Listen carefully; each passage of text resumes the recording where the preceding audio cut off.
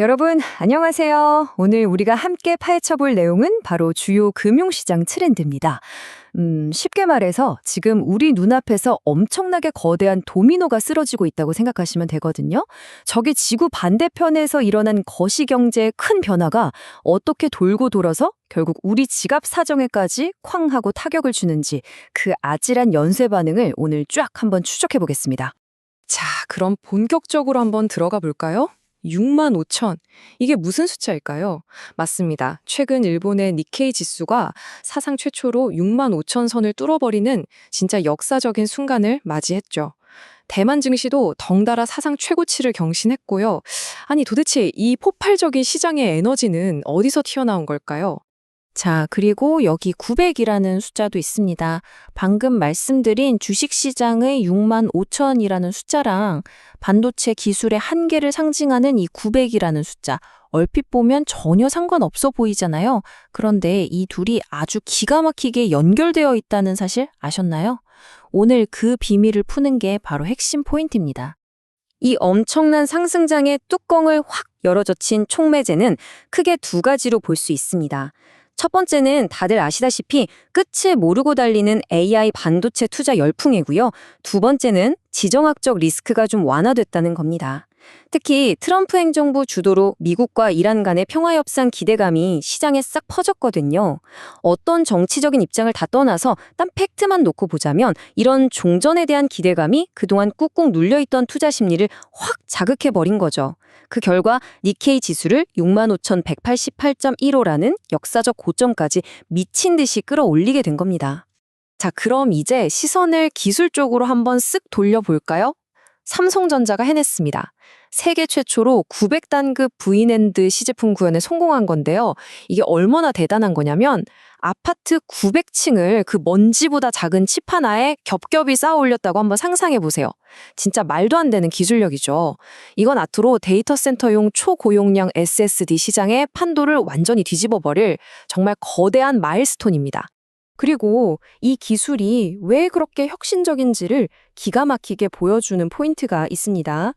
단일 웨이퍼에 한 번에 쌓아 올리는 물리적인 한계를 도대체 어떻게 극복했을까요? 이게 사실 엄청난 벽이었거든요. 해결책은 이랬습니다.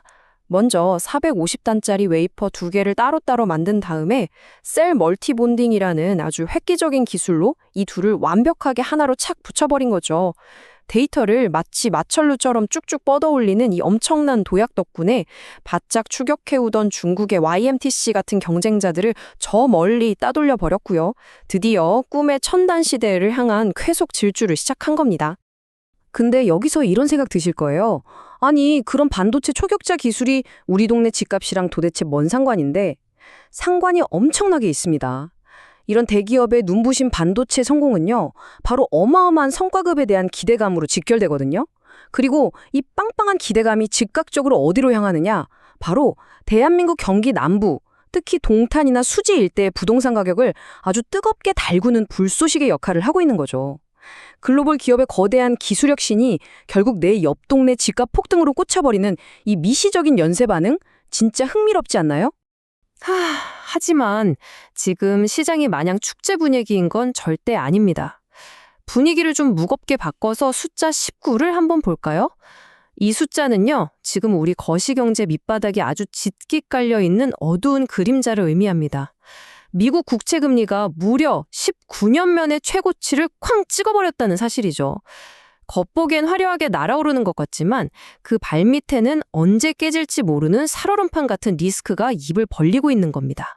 진짜 뼈아픈 현실이 뭐냐면요.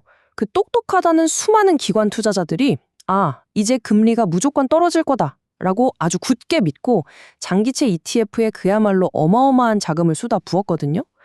그런데 시장은 완전히 반대로 움직였습니다. 금리가 19년 만에 최고치로 무섭게 치솟아버리면서 방향을 잘못 짚었던 기관들은 지금 눈덩이처럼 불어나는 끔찍한 손실을 온몸으로 두드려 맞고 있는 상황이죠. 자, 그러니까 여기서 진짜 중요한 핵심은 이겁니다. 그 거대한 자금을 굴리고 정보력이 빵빵한 기관들조차 거시경제 예측 한 번 삐끗해서 피를 흘리고 있잖아요. 그럼 우리 같은 평범한 개인들은 어떻게 해야 할까요? 이런 극단적인 변동성 앞에서는요, 정말 그 어느 때보다도 바짝 긴장하고 높은 경계심을 가져야만 합니다. 절대 시장의 흐름을 대충 짐작해서 가볍게 베팅해서는 안 된다는 거죠. 지금 여기서 정말 흥미로운 포인트가 하나 있는데요. 이런 팍팍한 경제적 압박이란 살인적인 고물가가 우리가 매일매일 들여다보는 스마트폰 속 세상도 완전히 바꿔놓고 있다는 겁니다. 예전에는 모바일 선물하기 할 때 무조건 스타벅스였잖아요. 브랜드 충성도의 절대적인 상징이었죠. 근데 지금은 어떨까요? 실속 챙기고 가성비 쩌는 메가커피. 그리고 배달의 민족이 그 1위 자리를 확 꿰차버렸습니다. 겉보기에 번지르르한 브랜드보다는 당장 내 지갑을 방어해주는 현실적인 선택이 시장을 완벽하게 장악했다는 뜻이죠. 그리고 이렇게 한 푼이라도 아끼려는 소비자들이 우르르 몰려드는 플랫폼 시장 뒷골목에서는요, 지금 생존을 건 아주 피 튀기는 무료 배달 치킨 게임이 터져버렸습니다. 쿠팡이츠가 우리 무료 배달할게 하고 포문을 여니까 배달의 민족도 질 수 없잖아요. 바로 맞불을 놓으면서 절대 물러설 수 없는 잔혹한 전쟁이 본격적으로 시작된 겁니다. 솔직히 당장 우리 소비자들 입장에서는 배달비가 0원이니까 환호성이 나오죠. 이 피 터지는 출혈 경쟁이 반가울 수밖에 없습니다. 하지만요, 우리는 이 잔인한 생존 게임이 끝난 다음을 냉정하게 생각해 봐야 합니다. 만약에 둘 중 하나가 결국 피를 흘리며 쓰러지고 살아남은 거대 플랫폼이 시장을 독점해버린다면 어떻게 될까요? 뻔하죠. 결국 먼 미래에는 배달료 슬쩍 올리고 각종 수수료 폭탄이라는 무시무시한 청구서로 우리한테 고스란히 되돌아올 위험이 너무나도 크다는 겁니다. 자, 오늘 우리는 저 멀리 글로벌 주식시장의 폭등부터 지금 당장 우리 손안에서 벌어지는 배달앱들의 치열한 경쟁까지 쭉 한번 훑어봤습니다. 겉보기엔 다 다른 이야기 같지만 이 모든 현상들은 결국 극단적인 양극화라는 아주 거대한 하나의 맥락으로 꽉 묶여 있습니다. 이렇게 모든 게 극단으로 치닫는 양극화의 시장 속에서 지금 여러분의 소중한 자산은 도대체 어디로 향하고 있습니까?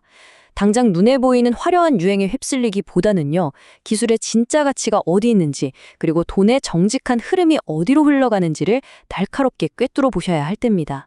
이 격동의 시기에 여러분 모두 깊은 통찰력으로 소중한 자산을 단단하게 지켜내시길 진심으로 응원하겠습니다.